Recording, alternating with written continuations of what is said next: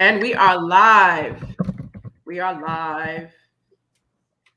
Alrighty, let me go back to the main one. Banners.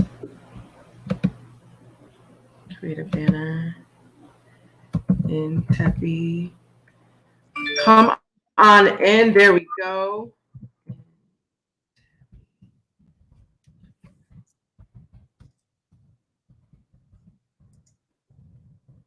Come on in, people. Let's see who's going to join us at 10:10 p.m. Eastern Time.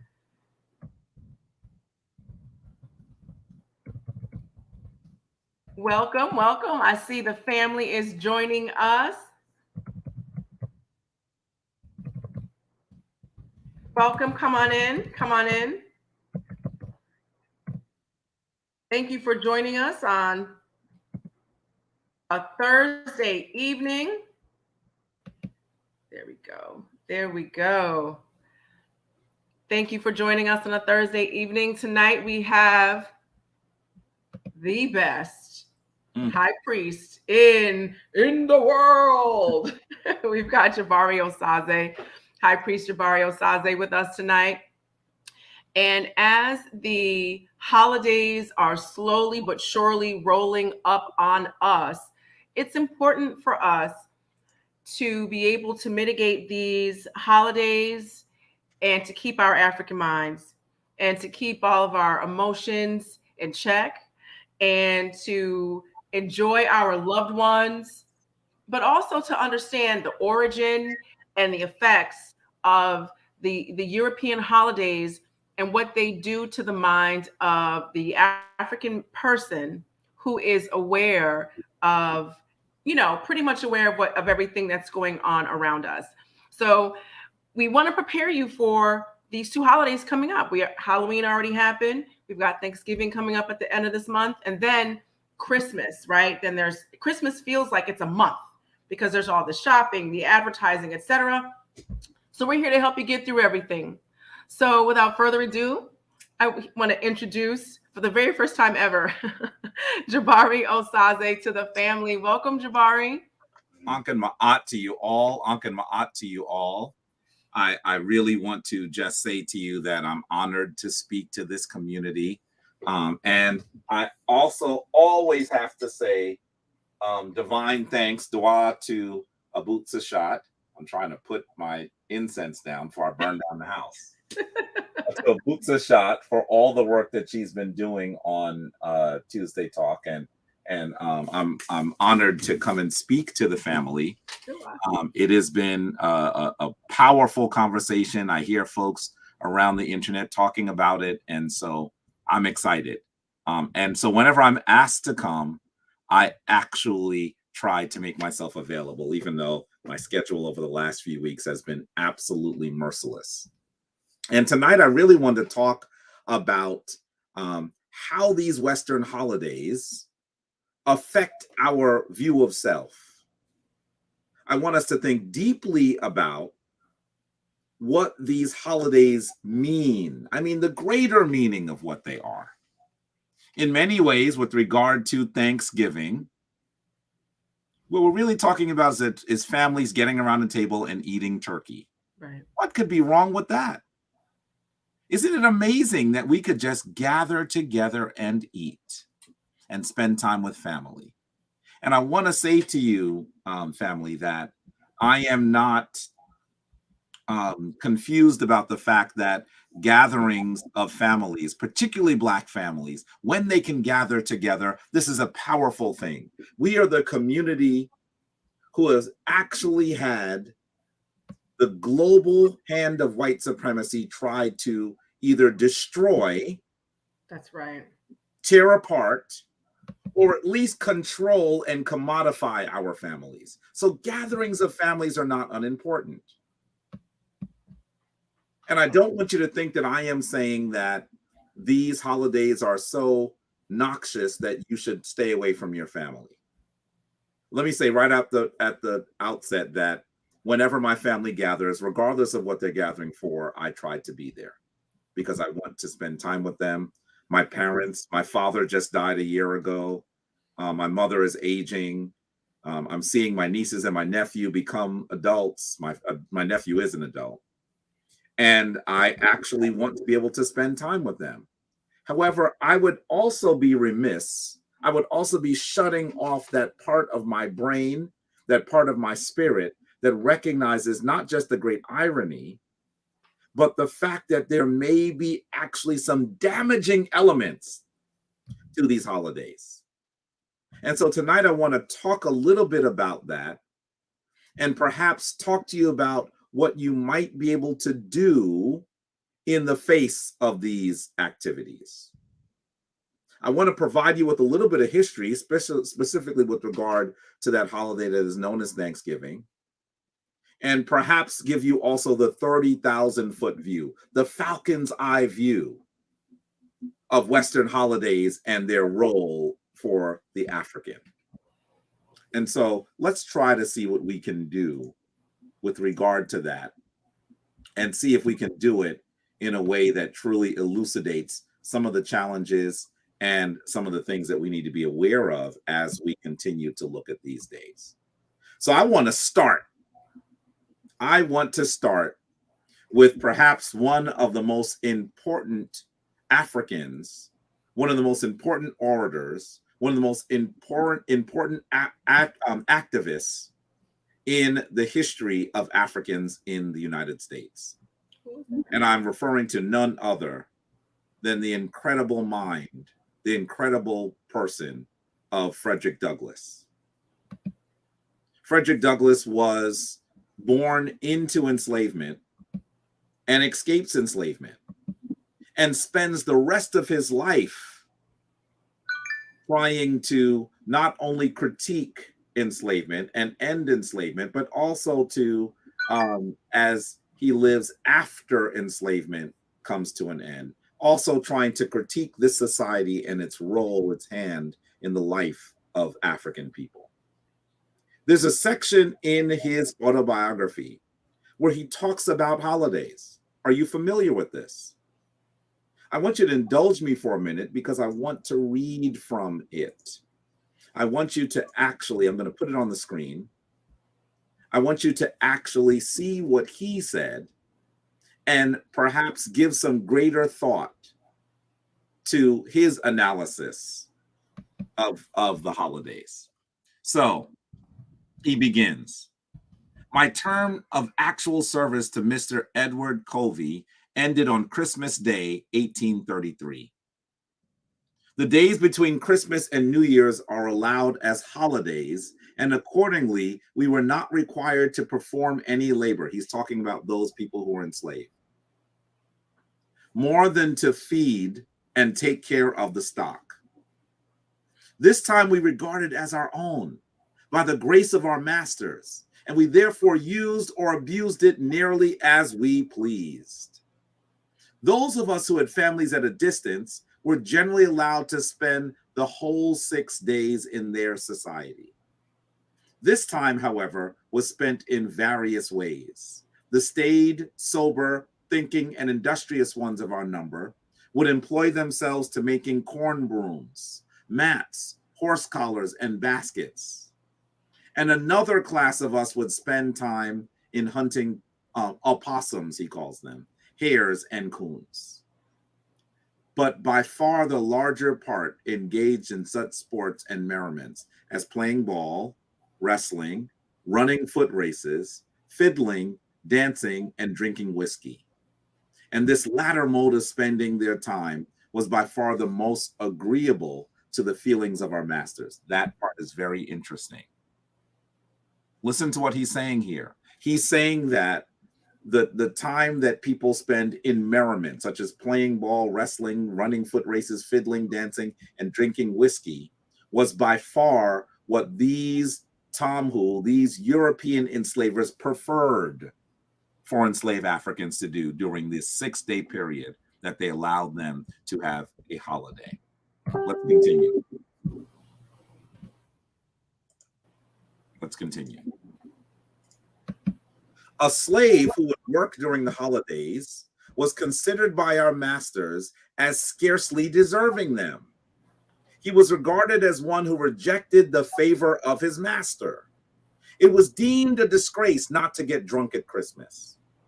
He was regarded as lazy indeed, who had not provided himself with the necessary means during the year to get whiskey enough to last him through Christmas.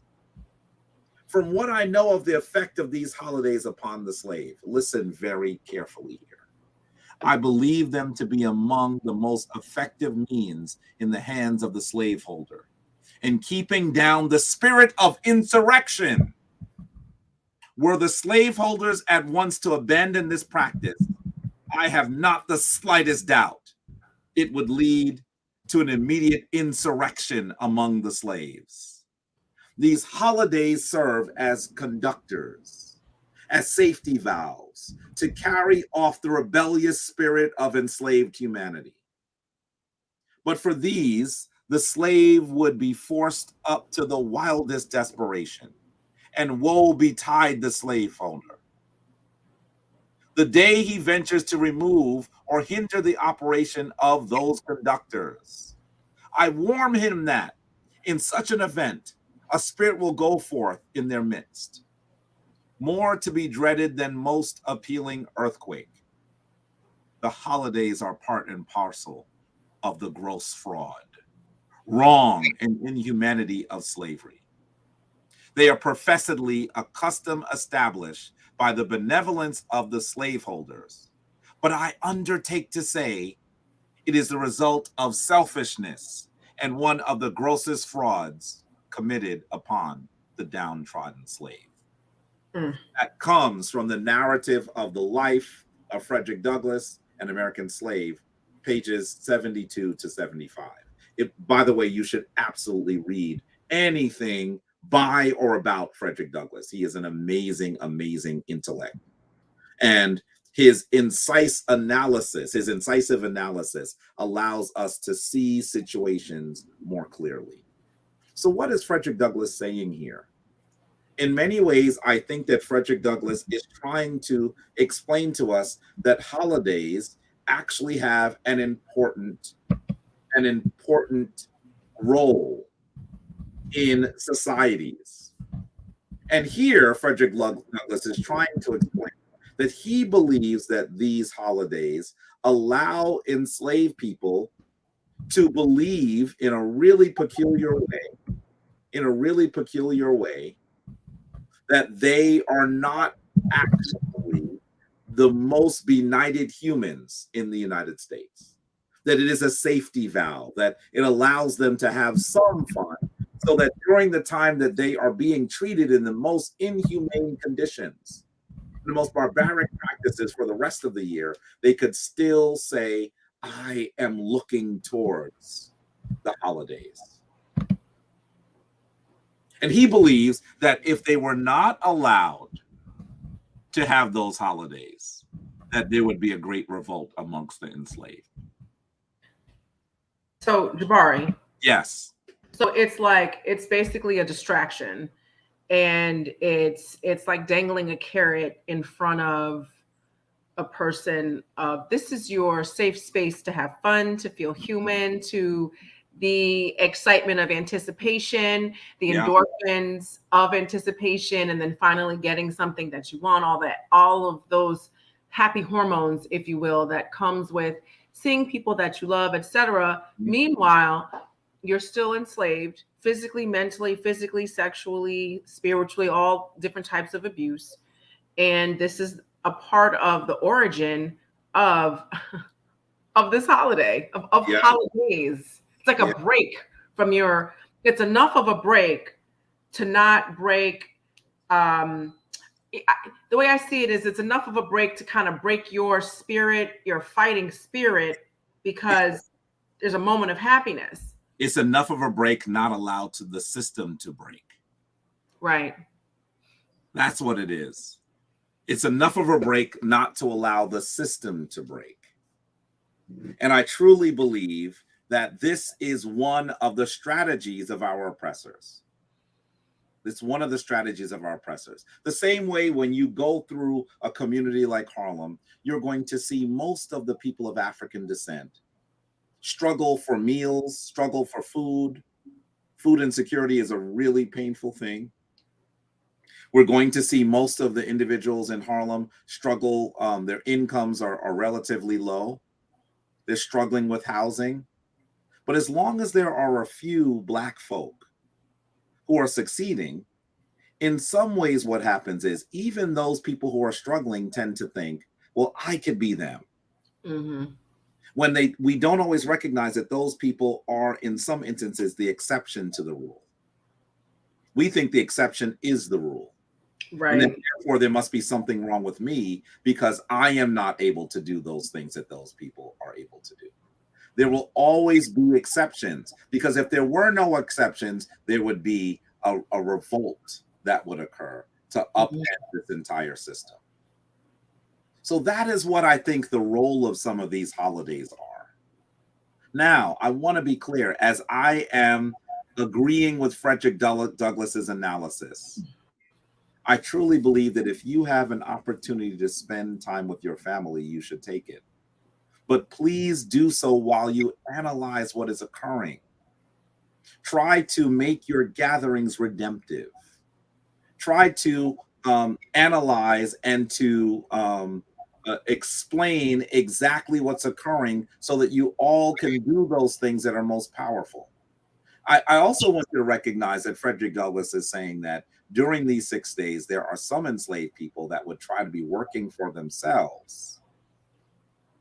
And they would struggle those 6 days to work for themselves. And it's curious. You would think that, remember, he says that some of them were actually making brooms and catching and hunting.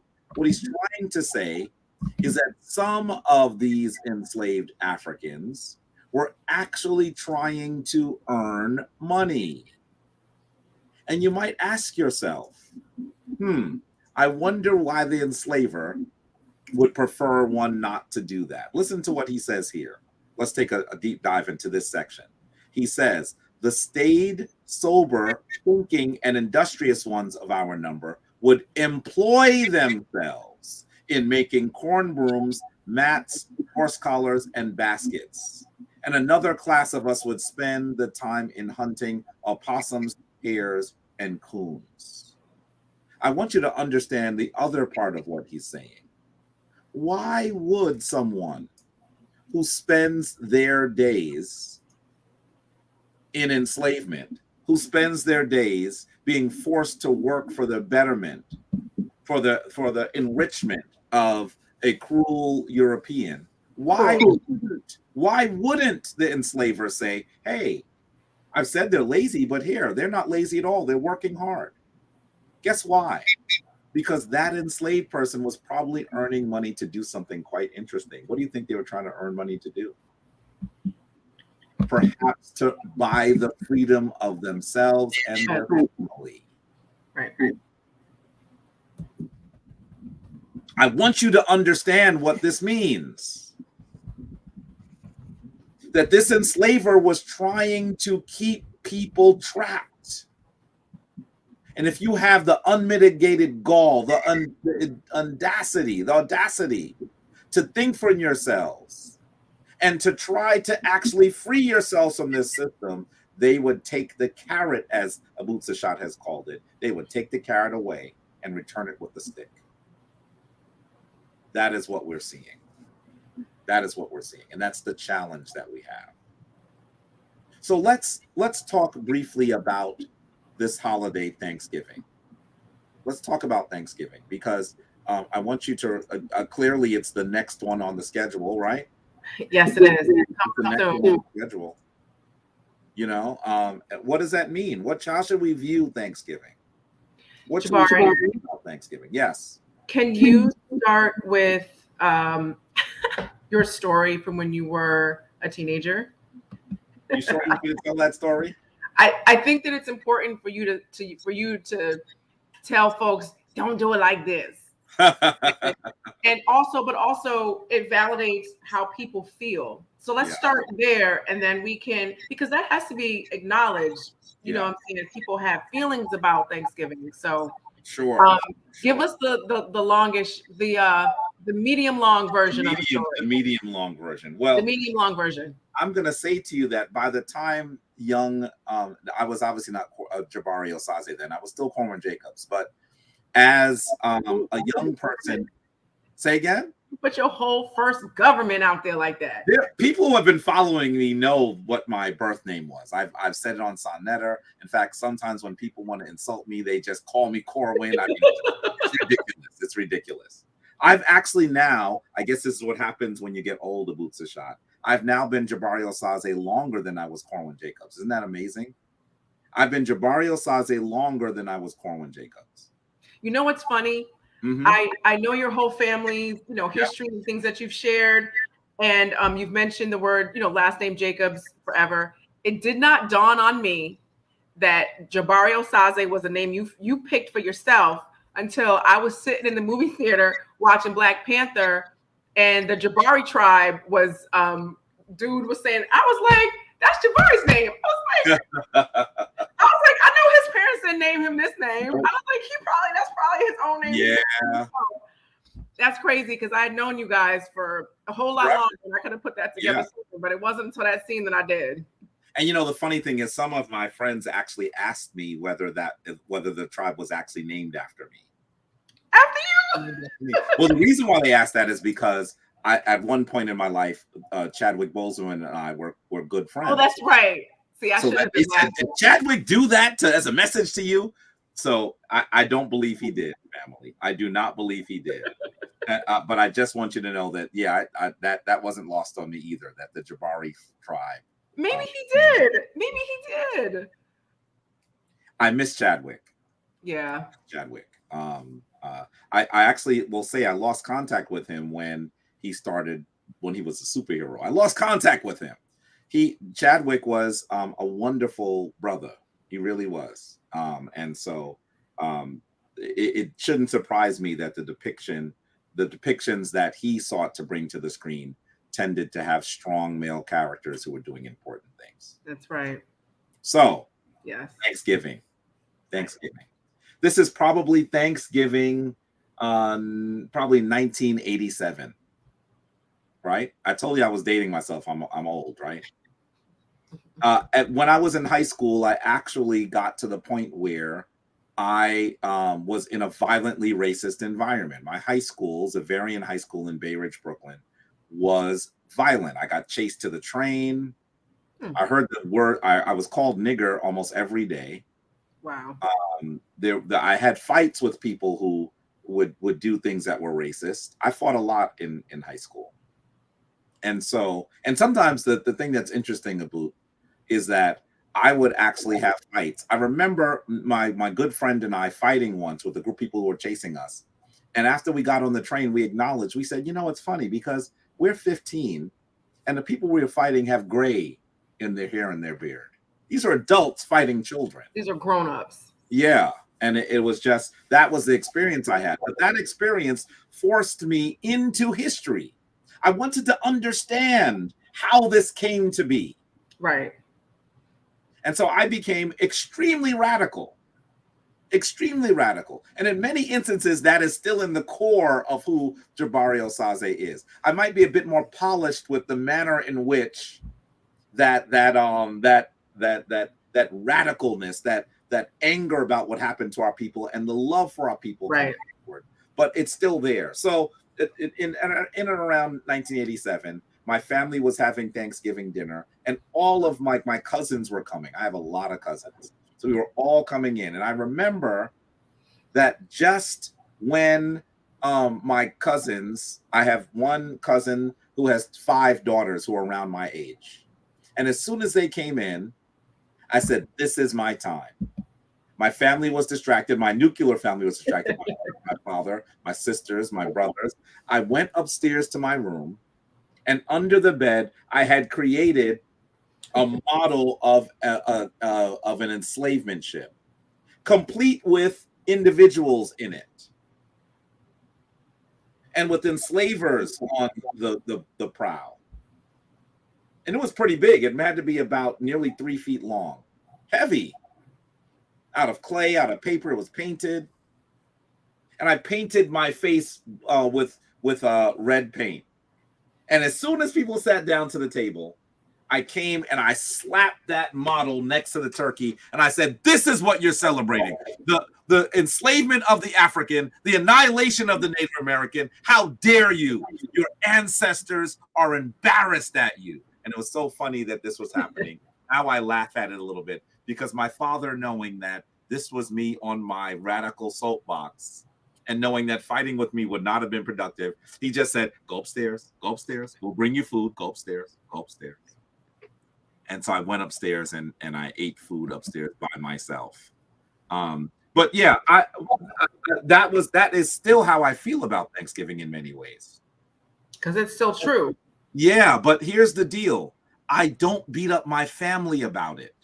I think that it was wrong for me to beat up the people I love for something that we were all victims of. Does that make sense? You know, so Jabari, I don't do it that way anymore. But I am the person that's, bringing pictures of ancestors, talking about the things that occurred on that day. I use this as a teachable moment for my family now, instead of one where I'm beating them up. So, we have a comment from, and I hope I get this right, Umeme J. Even though we don't celebrate, my husband thinks we should go to the family holiday gatherings. I feel like us attending is giving our energy to the holiday tradition. And that's kind of at the heart of really what this Tuesday talk is about, and what you were just stating. I want to add that when I go to, so my mother's family is in Virginia, in Norfolk, Virginia, and holidays to me mean going down south. And growing up, I knew Santa Claus wasn't real. I never believed Santa Claus was real. So Christmas wasn't about Santa. Christmas was about going to Virginia. And I never needed stuff as a kid. So if I wanted a toy or whatever, I would ask my parents. I'd get it. So I didn't have that sense of urgency that some people might have.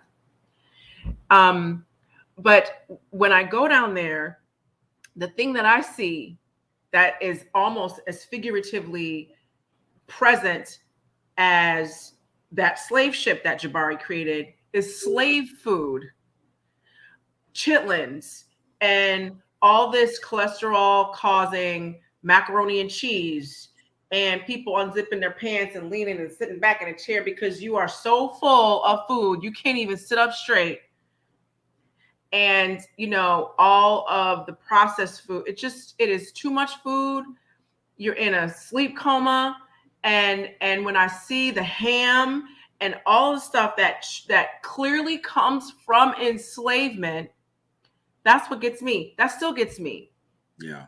And I think it's all of this is intertwined in your response when you were a teenager, and what Umeme J put in the chat, and the way I still feel when I see people scraping back the intestines of a pig. Went through that, and because it's clean the right way, people eat it. If I clean my toilet the right way, you're going to eat out the toilet? No. So that's what I see. I see the piping of a toilet, but it's really a pig. So Yeah. No, I think that when we actually look at the foods that we're eating, clearly a lot of the foods that are there because they were expertly seasoned. And so they taste amazing, but you have to understand that this is all of essentially the garbage of the garbage. The things that were left over that no one really wanted are the things that we had. Now, of course, we were skilled in the culinary arts. So anyone that can make chitlins taste like something is a genius. But now that we are no longer enslaved, we ought not eat those things. Exactly. They might have been things that saved us during enslavement, but now it's time for us to throw off those shackles too. No one should take a boat that only goes to the middle of the river. No one should take a boat that only goes to the middle of a river.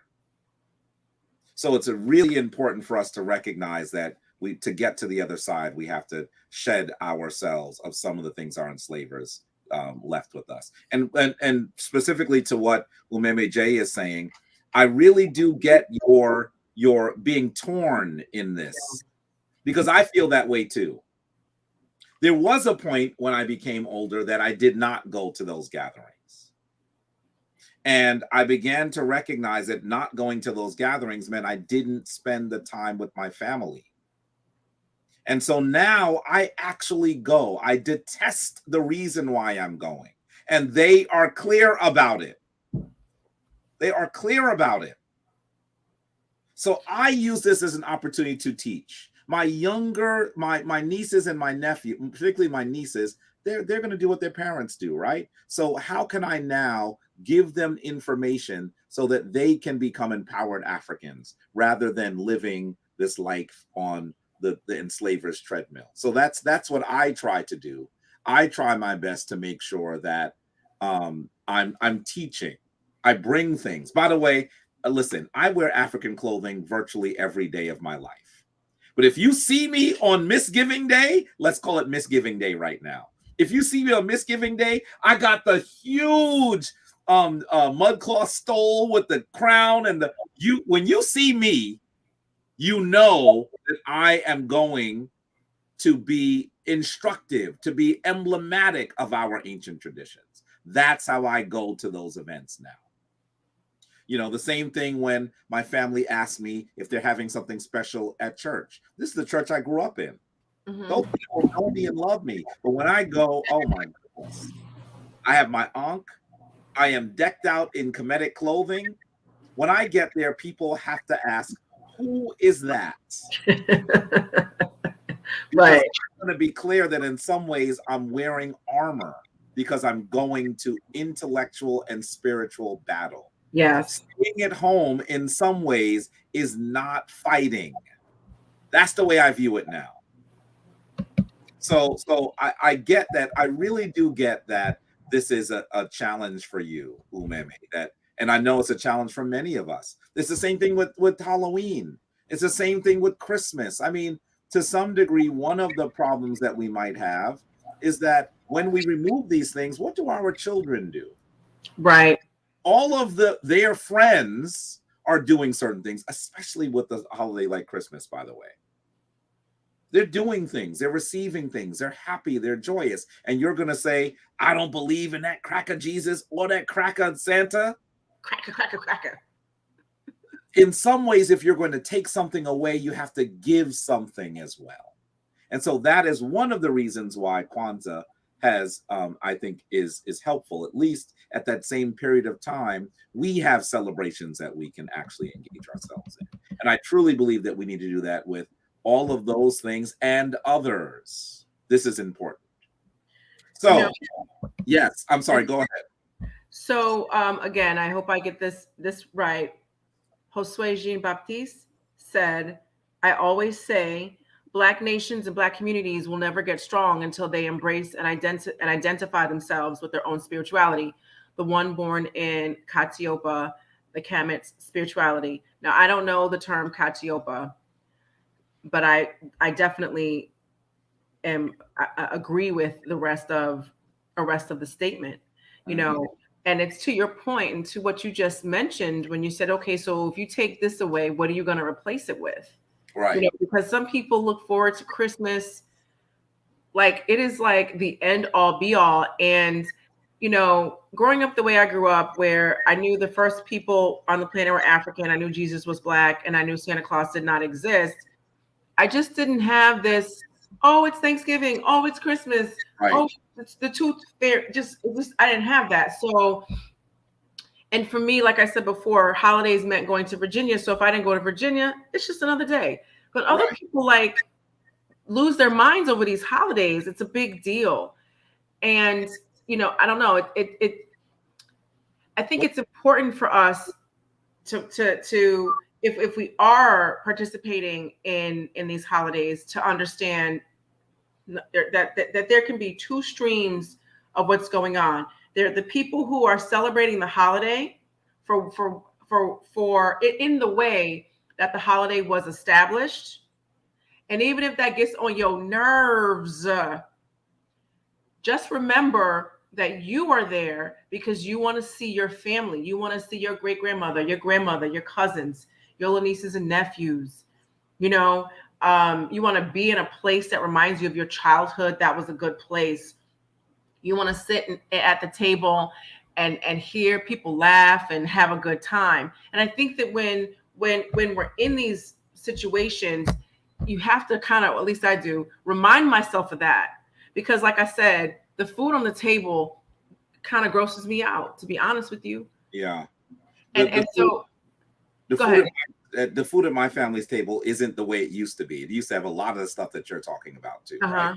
I mean, I think that some of it has been my mother's influence, my influence. My sister is virtually vegan these days. So we have basically altered the food on the table. But I'm going to say to you, for so many of us, our families were impoverished. It was hard for them to put together that meal. I remember my mother trying to save receipts for a year so she could get a free turkey at the supermarket. I remember those things. I remember how liberally we used the free cheese on those days. I remember that. It was hard for them to do that. And so in many ways what I attempted to do is I really attempted to respect them while instructing everyone around these holidays. And this is an intermediate space. I am not saying, hey, we have them, let's it's just what it is, let's just keep going. I'm saying that we have to live in this intermediate space until we can get to where we need to go. We need to show love and care to our families while also pulling them towards African traditions. And if you are the one in your family, in your friend group that has embraced African traditions and you ain't nowhere around when they're together, guess what? Those celebrations are going to continue without you. And the people who actually are there will not understand why you're not there. Right. And they'll be offended, like, Grandma here, where you at? This is the time to go to work.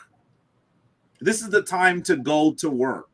This is the time to come with the books. This is the time to come with the images. This is the time to set up an ancestral altar. This is the time to come in your African regalia and talk to people about what we need to do. And by the way, one of the other things that we need to do is we need to allow our families to understand what the history of these holidays are. Because one of the reasons why people are still involved in them is because they are celebrating Thanksgiving, because who in the world doesn't want to give thanks? Who doesn't want to give thanks? Especially the African. This is the people, the stock of humanity that pours out hard sought liquid in order to feed the ancestors. Who does not want to give? Africans give thanks. That's what we do. So if you are confused and think that this is really about Thanksgiving, about giving thanks, then what might happen? You'll be in an awkward position. Does that make sense?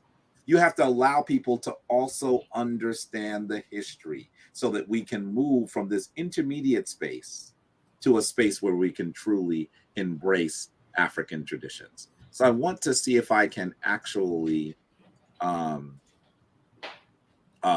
talk a little bit about the history of this day.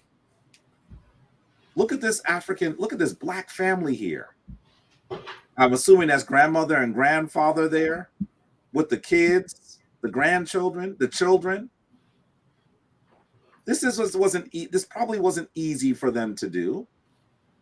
And why wouldn't you want to have a nice meal where you can celebrate with your family?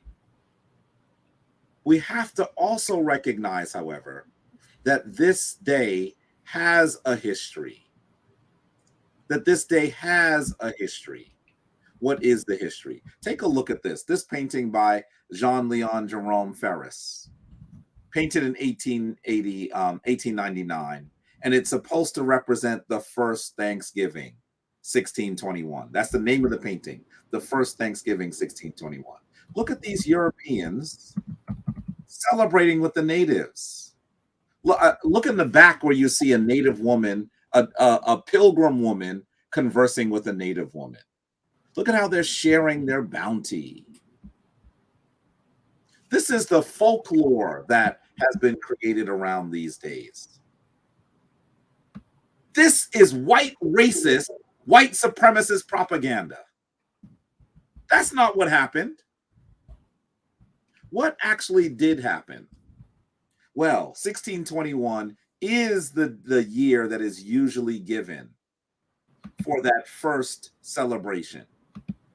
And it was a celebration at the Plymouth Plantation in Massachusetts. That's where it comes from. And there was actually a man by the name of Tisquantum, who actually was also known as Squanto.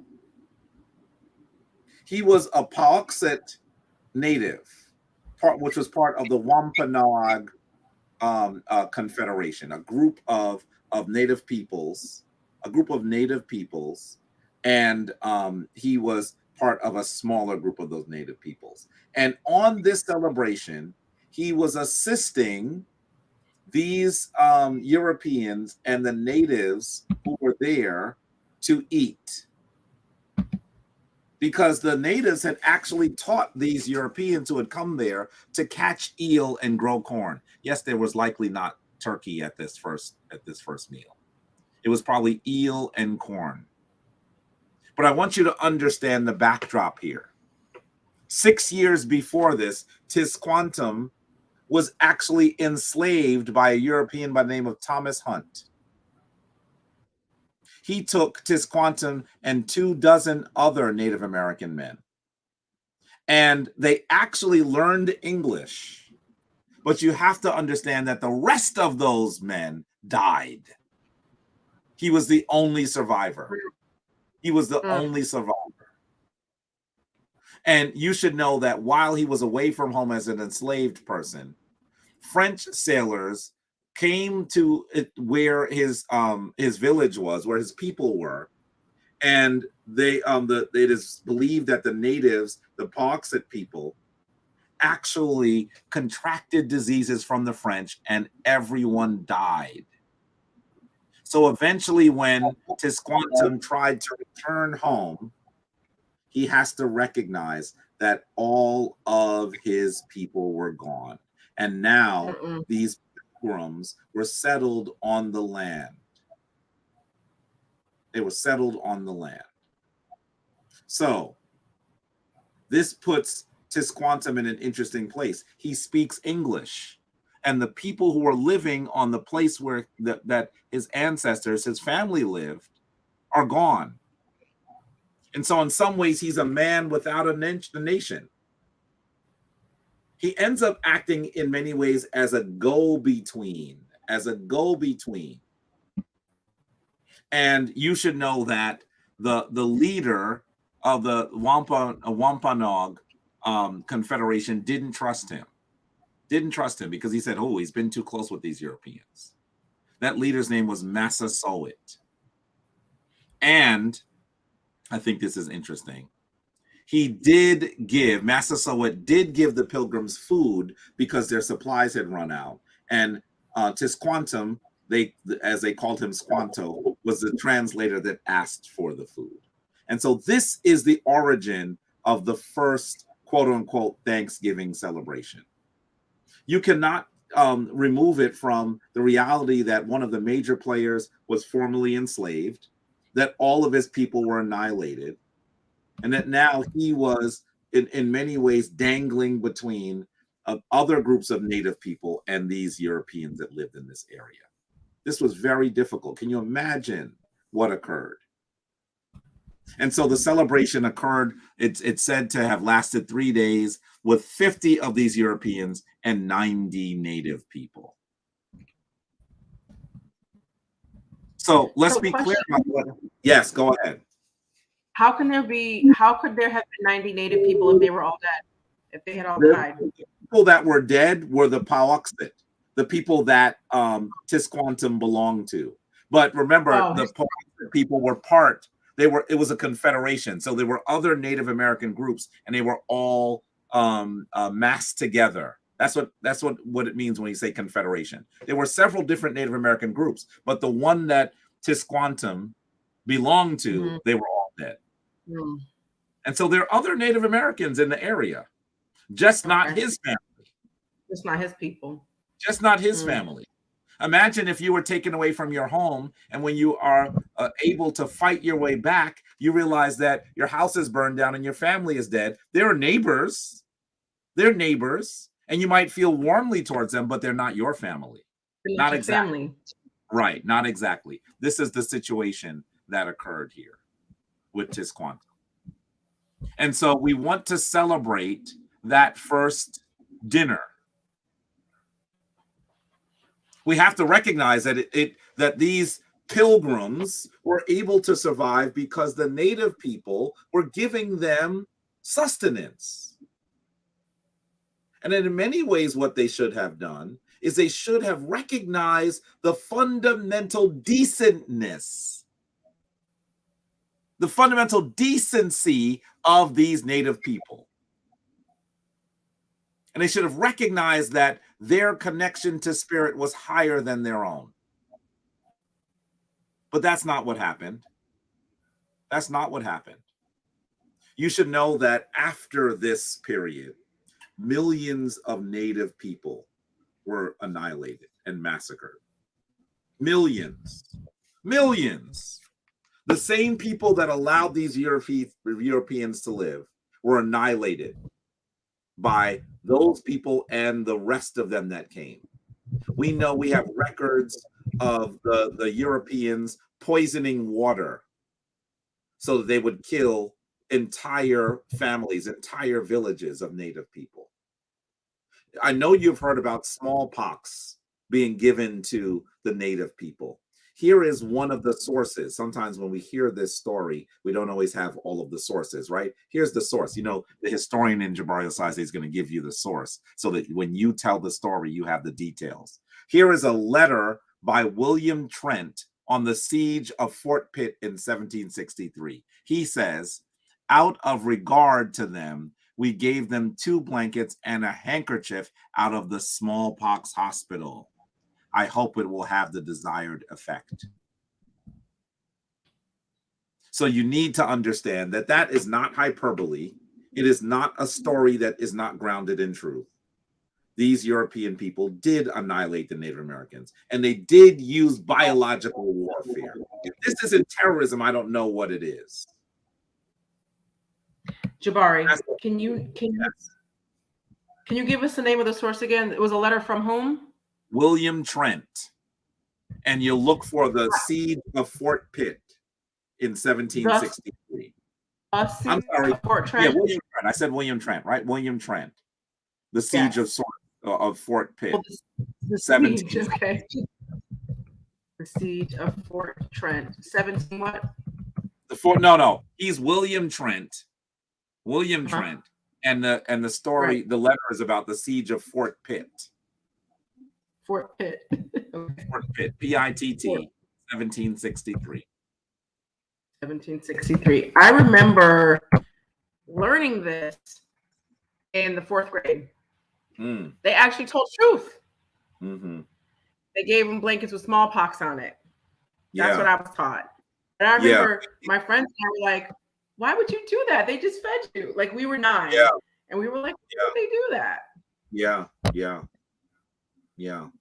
And I know that we've heard the smallpox story. I want you to know one of the sources you can use when you explain what happened, because you should be clear that it was intentional. It wasn't an error. Listen to William Penn explain that he's hoping that they can wipe out an entire village of people. That's what he's describing. Biological warfare, terrorism, and genocide. That must go hand in hand with the story of this wonderful dinner when these Tomhu were actually saved by the native people. And then, of course, we know about the Trail of Tears, when Native Americans were forced out of their homes in the southwestern United States to west of the Mississippi River, and they were marched, over 4,000 people dying. Even today, You should know that Native Americans have the highest unemployment rate of nearly 50%. Oh, wow. Oh, nearly 50%. And that they have the highest suicide rate of any ethnic group in the United States today. That's part of the history of what happened to those people, the native people of this land. And I want you to also understand where the actual holiday comes from. In 1789, George Washington creates a national day of Thanksgiving. It is George Washington who first does this. And Abraham Lincoln is the person that creates a federal holiday on the fourth Thursday of November. And it starts in 1863. So you have to understand how this came into being and how the European annihilated the Native American. On the top, you're seeing a painting of Europeans in the United States massacring Native people. And on the lower image, you're seeing an image of the Spaniards actually doing the most dastardly things to the Native people on the island that we know as Hispaniola, where they massacred literally over 5 million people over the course of 20 years, where they would actually take pregnant Native women, cut their bellies out, hoping that the child would be old enough to, old enough that it would cry, and then they would feed the baby to their dogs and hang the woman. That they would cut off the noses and the hands of people who refused to work at the grueling pace that they wanted them to. They annihilated an entire group of people. And then, of course, then we see the Macy's Day Parade. How in the world could something so dastardly, so barbaric be commemorated in a time when families should celebrate each other? Sociopaths. This is propaganda. This is propaganda. And even I would say that Thanksgiving is the holiday that has the most propaganda. Because at least if you look at Christmas, you can say, well, in actuality, what we're really celebrating is the winter solstice. Now, I know that later people, the younger people on the planet, have twisted it into a holiday for Christians, but the reality is this is really the winter solstice. But Thanksgiving is nothing more than propaganda from people who literally are the world's most effective genocidaires. They killed millions of people. And now they want to make it sound like they were their best friend and they broke with them. Can you see why Jabari, learning this as a teenager, walked down and slammed the enslavement ship diorama next to the turkey? I think one of the reasons why I did it is because I was a young man. And now I'm an adult, right? I mean, people listen to me now. But as a teenager, I think that my family, my parents even at that time, weren't listening it as much. So I wanted to do something even more dramatic. But over the years, I have shared this story with my family so many times. I talk about what we are doing so that we can understand what occurs. And I want to be clear that my issue is not with giving thanks. There are a large number of harvest festivals that Africans have celebrated where they give thanks, they gather together and they celebrate with each other. They eat with family. They recognize the ancestors. They celebrate those things that they've done to come forward. And the fundamental concept of the Harvest Festival is one that we ought to take into our lives, that we should give thanks, that we should recognize that it shouldn't have been expected that we were actually here to be able to gather as a family and enjoy each other. But I am saying to be very cautious about our use, our application, our adherence to those practices and traditions of those people who sought to enslave and annihilate us and others. I'm truly hoping that what you will do is you, in understanding Thanksgiving from a different level, is you'll talk to your family about it. Please don't beat up Black people and it got nothing to do with what happened. It's not going to be productive for you to do that. Don't do that to the people that love you and care about you. Try to educate them and try to develop new holidays and gatherings for your family. It'll be so much better for you to be instructive, to play the role of community and family educator, to be the griot instead of being the person that simply insults your family who struggle to put food on the table. Yeah. So I want you to understand that we have to come to this from balance. Taking something away from someone and not replacing it with something can be very difficult. And beating up those people who are the victims is also not a good idea. So I hope that I know that I didn't give anyone a clear answer as to how they should behave during this time. What I'm saying is understand the challenge and teach and celebrate and do those things that Africans do. I'm sorry, were you saying something about Tasha? Jabari, I think you did give us a way to what we should do for these holidays. First, we're going to look at it from a different perspective. The perspective isn't to celebrate the sociopathic and psychopathic behavior that the European had when they created this holiday and the things that they did. We're going to look at it from the perspective that this is our family is gathering. Big Mama is there. Your little cousin is there. She done lost a tooth and she looks so cute with a snag of teeth, with her hair fuzzy, with the ponytails. You want to see her because she's so cute. And everybody in between. You want to go. Your uncle's gonna be watching the game, yelling, sleeping, drinking, whatever. And it's just being together with your family. So that's the first thing we're gonna look at. The second thing is that Jabari mentioned was we are what we're not gonna do is have a face of why y'all eating chitlins and hogmaw, which I didn't even know what hogmaw was. The first time I heard that term was on Friday, and like 2 weeks ago, I Googled hogmog. And it's not hogmog, it's hogmaw. And that's the pig stomach. Yeah. So our people are eating pig's feet and pig nose and pig stomachs and pig intestines. For me, that's what gets me. So I had to tell myself, fix your face and don't do that, because they're enjoying it, and just don't do that. So my suggestion is, if you know that there's something that bothers you the way eating a pig bothers me, have a realistic conversation with yourself and your facial expressions, your body language, because really you're going there in love. So maybe do a self-check as to what really gets on your nerves. Okay.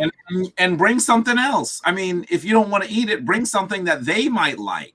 That's one of the things that I've done over the years. My family has substituted. None of that is at our table anymore. None of it. There are no chitlins. I don't think there's been pork on the table in many years. There are now more vegetables and grains at that table than you'd really be surprised. I mean, Brussels sprouts are on the table. Hey, that's my jam. The table. There's collard greens without any meat in it on the table. I mean, there's steamed and roasted broccoli and cauliflower at the table. My sister's pumpkin soup is incredible. So what we have done is we have slowly moved toward a better dietary place. And I think that we've also gotten to a place where we are thinking about this differently. The next stage is for us. We're still in the mid-range, right? The next stage is for us to move away from it altogether. That has to be a goal. It has to be a goal not to have our oppressors or an oppressive society to control our actions and to control when we should celebrate and recognize our family and enjoy ourselves. We have to get to that point. We're not there yet. Beating up grandmama and auntie is not going to get you there. You have to do something different. We're not there yet, but we're close, because we're having conversations like this. It's 11:10 and we have 85 people listening to this. Yeah. So we are, as 85 families that are going to hear this message and going to experience something different.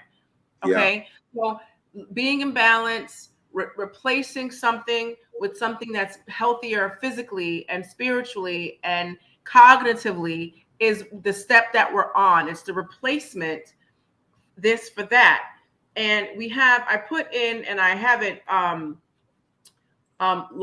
locked, African People and European Holidays by Ishaka Musa Barashango.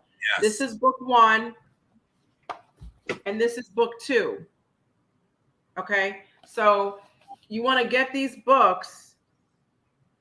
All right, go to. There's Abe Books. There's a couple other books. I'm sure there's some Black bookstores we can go to. If not, there's Amazon. You want to get these you have? I'm sorry? Is those a Newark? You got those recently? I don't remember when I got these. I have them from the 90s. I didn't even know if it was still in print. October 2001, it says here, African World Books. Yeah. You know what? I'm going to go online right now and see if that's available. Hold on, yeah. www. I got mine. I got mine from Reverend Ishaka Musa Barashango when he came to Cornell. I can't stand Jabari be knowing everybody. That's not fair. I was a young student at the time, but yeah, I did have an opportunity to hear him lecture on it, to receive his books, to talk to him about it. My organization, Black Students United, had brought him up to campus. He's an ancestor now. He's not with us in physical form anymore. But they're very interesting books. I mean, they're really interesting books. I think a similar book was written by Dr. Felder. Those are all the books that I would use for an analysis of holidays. Those 3 texts, and they're pretty good. I'm trying to see if I can find my copy, because I think I might have a signed copy. Just to make I went to AfricanWorldBooks.com, and it's that website is no longer selling books. I got mine probably on Amazon. I'm gonna check Amazon, see if it's there. I don't see why it wouldn't be Amazon. Even if you don't find it, Abutsashad is giving you some good suggestions. You should actually go to ABE Books, go to Thrift Books, go to those places, and you might have to stalk the book for a little while, right? Make sure that you're looking and you're trying to get it at a price that you can afford. But definitely, they're books that you should have in your collection. I see that Nina Avila says that it's there and they're ordering it. That's good. Yeah, it's on Amazon for $13 for book 1, and it's on Amazon. Book 2 is $15. I round, y'all, so it's $12 and change, $13. Man, I round up. These are books you need to pick up. Pick them up. These. So remember, we're going with love. We're going with great body language and energy. We're happy to see our people. Maybe we go with a vegan mac and cheese that tastes really good, or we use the whatever spices they be using when they're eating them pigs. Put some mushrooms or some Brussels sprouts. Yeah. And if anybody ever wants to get on Abutsashad's good side, your girl likes Brussels sprouts. I like Brussels sprouts with some mushrooms, but Brussels sprouts by themselves. I'm salivating right now talking about Brussels sprouts. Anyway, I digress. I eat Brussels sprouts almost every day. It's like what I have for breakfast. Yeah, they're the best. Yeah. Our next talk is gonna be me and Jabari talking about Brussels sprouts. I'm kidding. It's not. That's a bad Tuesday talk. But anyway, yeah. So just like what he said, So we're in this phase of exchange where we're taking something bad and putting in something good. And the next is to restore and or create something that we do. And so, we have a charge of what we do in the shrine. And as Kemetic people, we continue the work of our ancestors.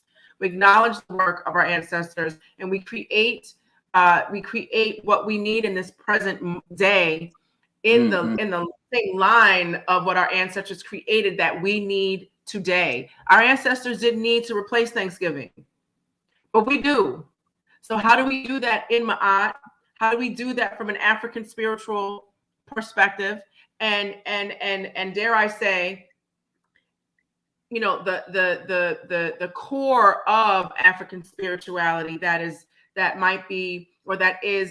iterated or reiterated differently in different ways. If you talk about Kemetic spirituality, Vodun, Ifa, or like tribes that might have slightly different traditions or whatever, at the core, it's the same thing. Right. So what we create is something that could be at that particular base as well, because it's African. Mm-hmm. So that's step 3. We're at step 2. So, but we have to move to create our own. That's right. That's right. And I see a question about my book. Is my book selling on my website or only on Amazon? It is selling on my website, and you'll see if you buy it on the website and you tell me your name, you'll get a signed copy. That's what we're doing from the website. So JabariOsase.com. Yep. JabariOsase.com. There we go. Now listen. Jabari don't be selling his book. We need to get Anika on the camera. Anika got the book. I'm surprised the book didn't just creep, into the scene and then I don't sell it very much. It's a problem. And part of it is because I've been working on 2 other books and it's taken a long time because I'm busy doing all kinds of other things. So hopefully the 2 other books will come forward. I'd love for them to come forward in 2022. We'll see how they work. Okay, so Vicky wants me to add them in the chat, the books. I will tag it again because I added it. Hold on, let me go back and put it up. Where was it? I'm gonna just write it again because I can't find it. Okay. It is. I got it. You got it? Yeah. You gonna tag it? By Ishaka Musa Barashango. Jabari knew everybody, y'all. He'll be like, "Oh yeah, I'm old." He was the teaching assistant when I was at Cornell. I'm old. No, I mean, because I actually went to Cornell and they had the Africana Studies Center, it was a place that scholars and activists would come to. And I really benefited from that. And being the head of the Black student organization meant that we had a budget and we would bring people up.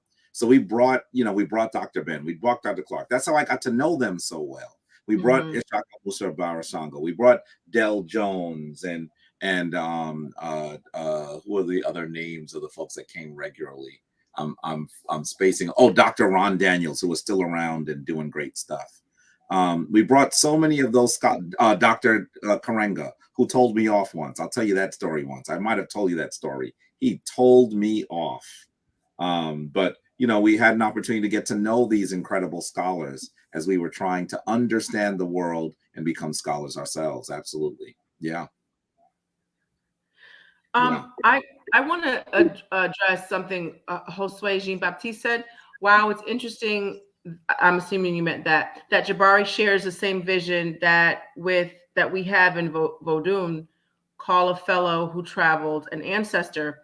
So African spirituality is African spirituality. It's the same at its core. I mean, that's why it's easy to line up some of the different, because what it is are African principles and energies that our ancestors, our common ancestors, before we were dispersed through enslavement, that they were able to recognize over thousands of years and to quantify these things, not just in stories in our spirituality, but also in science and math, etc. It was from that same time of observing and making sense of it. And so when we look at our African spirituality, our Pan-African spirituality, okay, it's recognizing principles of nature, masculine and feminine energies, feminine and masculine energies. And that's why, yes, that's why they're Vodun and Kemetic spirituality. There are differences, but they're superficial. Superficial meaning on the top surface, not disingenuous, which is kind of how we use the word superficial. On the top surface, the core and the meat of or the veggie stock of what we do in African spirituality is the same thing. Absolutely. Yeah, there are many more similarities than there are differences in many of the African forms. Yeah. So I hope you guys get this book, African People and European Holidays of Mental Genocide. If you have any more questions or suggestions, Umeme J, just order both books from A Books. How you doing? So you guys check A Books out. Maybe it's there. Okay. You can hit us up in the DMs with the Shrine of Ma'at. You can hit me up in the DMs. I'm Yoga Girl Sai on Facebook. I'm Yoga Girl Sai on Instagram. If you have any questions that we didn't get to, just we're here. We're here on online 24/7. Even though we're sleeping, we'll get back to when we wake up though. Wonderful. Dr. Moana Ashby Books. I don't know what he means by that. Okay. He's asking about Dr. Wanda Ashby books. It just says Dr. Wanda Ashby books. I don't know. He asked earlier if I had read them. I have read some of his books. And some of them, I'm being really honest now, folks. Some of them I thought were good, and some of them I think were okay. The challenge I have with Dr. Wanda Ashby is that it's very hard to figure out where his sources are. You see how Jabari is constantly telling you where to look for something? Dr. Ashby doesn't do that as well. By the way, this is something that I have told him. But but it is awkward for me to say it in public. But that is certainly a challenge. But it's an excellent starting point, I think, for many people for them to read it again. That's where it really, that's the place where it's at in my life. It was an excellent starting point to move forward. So we're gonna close with our Cash App, because just like one of our priests says, we don't do this for money, but we need money to do it. Yes. What is the Shrine's Cash App? It's a $ Shrine of Ma'at. Shrine of Ma'at. Yeah. Is that also the PayPal? The PayPal, you usually have to use an email. Oh, so okay. you can use Jed at shrineofma'at.org. Yeah, Jed, DJED. You can use that one. You could even use Ma'at at shrineofma'at.org. And they'll come. And so that's how it works. Sure. Yeah. What is this one again? Oh, PayPal. PayPal. Right. So let me tell you, family, that I hope that you embrace your family, that you show love to your family during these days. You know that the Shrine of Ma'at will be around. We'll continue to have our gatherings. The winter solstice is coming up. We're trying to figure out what we're going to do for the winter solstice this year. And just remember that you must be African first, and everything else will fall in place. Be African first, and everything else will fall in place. I am going to put this up here. We're going to tag it up. There we go. Look who's in the room. Baba Haru came in. Baba Haru, much more. Where are you? Much more, Baba. Jabari constantly amazed me. When he took Comedics 101 at the Shrine of Ptah over 25 years ago, his spirit was so calm and still is. He is a formidable historian, an intellectual and balanced, as fearless warrior for our sacred legacy of Ma'at. Oh, Dua. Yes, he is. I know that means a lot coming from my spiritual father, my teacher, who really brought me powerfully into the legacy. I really have to say Dua to Baba, who really, in many ways, is one of the reasons why I stand upright. He's the person that when I have challenges, I go to, and I've gone to him for a really long time, and he has never turned me away. He's a person that assists me in being who I must be and pushes me to be better than I think I can be. So that's our elder, and I'm honored that he came in so late too, because he was asleep already. He is not asleep. He is there, looking around, perusing the internet, so he saw us. So Dua Baba, Dua, and much more. And of course, you know that supporting the Shrine of Ma'at, you also need to support the Studio of Ptah. Go to Soul Ptah, SOPTAH, soulptah.com, and you'll actually get the amazing pieces that he has really created from his self, from his spirit, as meditations in Ma'at, and they've come forward. And he said he was staying quiet in the cut while he was listening. That's what he was doing. I gotta put on my bling. I had my bling off because I hurt my knuckle doing I don't even know what. But bam, what's up? So we see. I mean, those of you who are of a certain age have seen this, the XL Ankh ring that Erykah Badu made famous. Yeah. This is a nice ode to the feminine. Yeah. You take close look, you can see this is the vulva of the woman. Yes. I love being a woman. Mother Nature. In the Vesica Piscis, by the way. In the Vesica Piscis. In the Vesica Piscis, yes. Mother Nature recreates the female form time and time and time again because we're dope. Here we have the Kepra. These are themes that are basic in, here we go, in Kemetic spirituality. I love this one. Can I show you something special? Yeah, go ahead. Before, look at that. Uh-oh. I see somebody trying to show their initiation pendant. Hold on. The pendant I received when I actually became a member of the Shrine of Ptah under the tutelage of Baba Heru. This is the priest. So the shrine for the 42. So Baba Heru is my spiritual grandfather, and Jabari, who is older than me in real life. Oh. Are my spiritual parents, if you will, even though they're my homies. Yes. And, you know, I'm a priest and they're the high priest. Now we're showing all the pieces. Most of my pieces are downstairs, but look at this. There goes also my Sacred Kingman pendant. That is beautiful. I love it. That's the Sacred Kingman pendant. Yeah. And I have a Kingman ring too. I just don't have it upstairs. So yeah. Beautiful. Well, that was a nice surprise. And Baba, thank you for Umeme J said that Baba Heru made their wedding rings. Yes. Yes, Nina. Oh, yeah. The stuff is dope. That's right. Oh yeah. Can you we can do that all day. Show all of our bling. Yes, we can. I don't have it here, but I have a lot more of it. So you just better know that Baba just does beautiful, beautiful, beautiful work. I mean, look at that.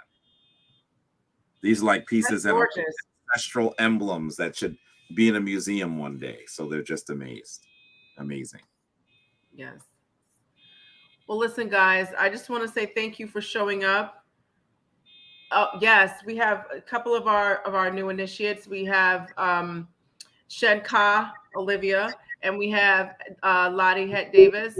And Shenka said, Baba, I feel the energy. I have my bling on.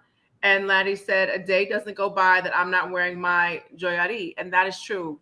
Not a day since I got my initiation pendant. Not one single day has gone by that I haven't worn this since 2018. And not one single day has gone by that I haven't worn the joyari that Baba Heru has created. You know, and you can't listen, especially when my nails are done and my hair. I'm getting my hair did on Saturday, y'all. When my hair is done and my nails and I got my bling on, what's up? I got my bam. Anyway, I digress. This is a lot of our conversations go when it's Anika and Jabari and us. When it's offline, we just doing this. But anyway, okay. So let's wrap up Tuesday Talk, and thank you all for participating. But really and truly, hope that this is really helpful. The holidays can feel lonely sometimes. If you're feeling lonely for this reason or other reasons, we are here for you, for the greater community. You know, once again, there's a Shrine of Ma'at instant message or direct message rather on Instagram and Facebook. I have mine, a Yoga Girl Sai, direct message on Instagram, Facebook. We want everybody to get through these next 2-3 months in good spirits and know that you are cared for and loved. Yes, please. Yes. Family, can I say Ankan Ma'at? Can I say Shem Ma'at to you? Walk in balance, and we look forward to seeing you soon. Dua to the Butza Shot for having me again. Oh, thank you, Dua. And thank you for coming on, bringing all the knowledge and the resources. Peace. Much more. Peace.